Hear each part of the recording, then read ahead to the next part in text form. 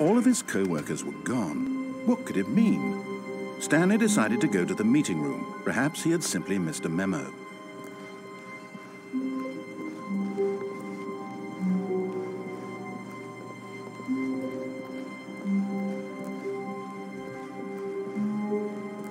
When Stanley came to a set of 2 open doors, he entered the door on his left.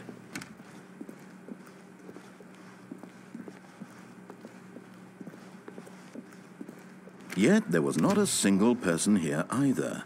Feeling a wave of disbelief, Stanley decided to go up to his boss's office, hoping he might find. Coming to a staircase, Stanley walked upstairs to his boss's office.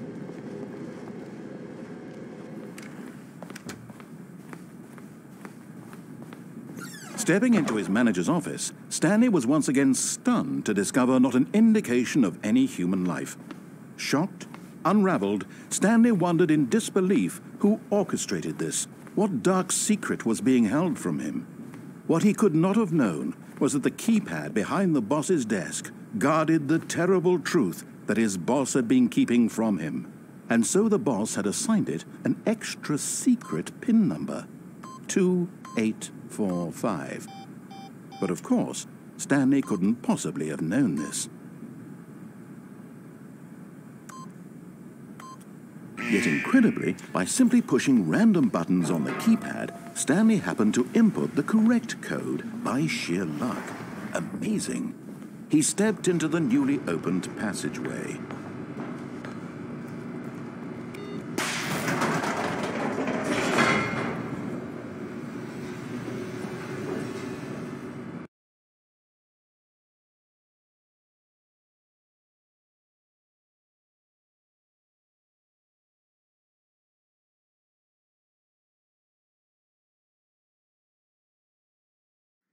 Descending deeper into the building, Stanley realized he felt a bit peculiar. It was a stirring of emotion in his chest, as though he felt more free to think for himself, to question the nature of his job. Why did he feel this now, when for years it had never occurred to him? This question would not go unanswered for long.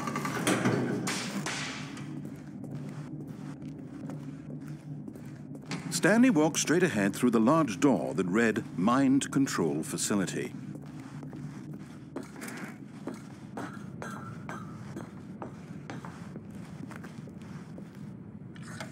The lights rose on an enormous room packed with television screens.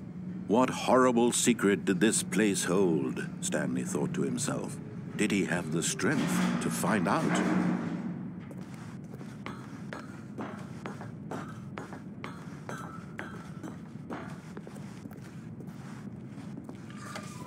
Now the monitors jumped to life, their true nature revealed. Each bore the number of an employee in the building, Stanley's co-workers.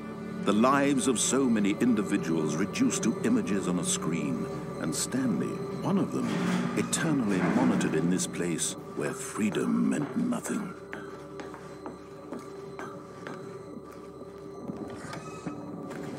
This mind control facility, it was too horrible to believe. It couldn't be true. Had Stanley really been under someone's control all this time? Was this the only reason he was happy with his boring job? That his emotions had been manipulated to accept it blindly?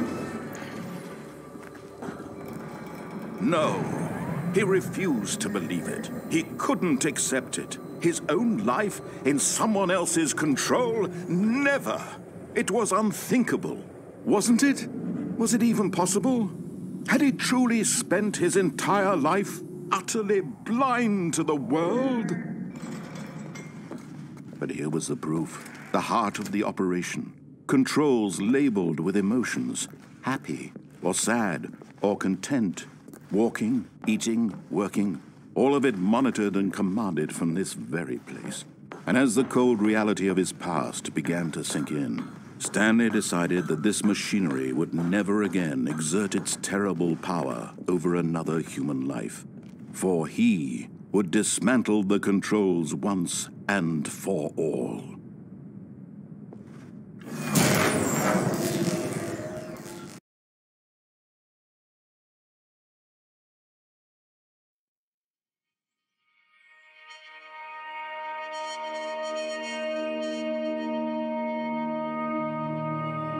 blackness and a rising chill of uncertainty. Was it over? Yes! He had won! He had defeated the machine, unshackled himself from someone else's command. Freedom was mere moments away. And yet, even as the immense door slowly opened, Stanley reflected on how many puzzles still lay unsolved. Where had his co-workers gone? How had he been freed from the machine's grasp? What other mysteries did this strange building hold? But as sunlight streamed into the chamber, he realized none of this mattered to him, for it was not knowledge or even power that he had been seeking, but happiness.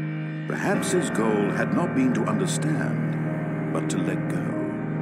No longer would anyone tell him where to go, what to do, or how to feel. Whatever life he lives, it will be his. And that was all he needed to know. It was perhaps the only thing worth knowing. Stanley stepped through the open door.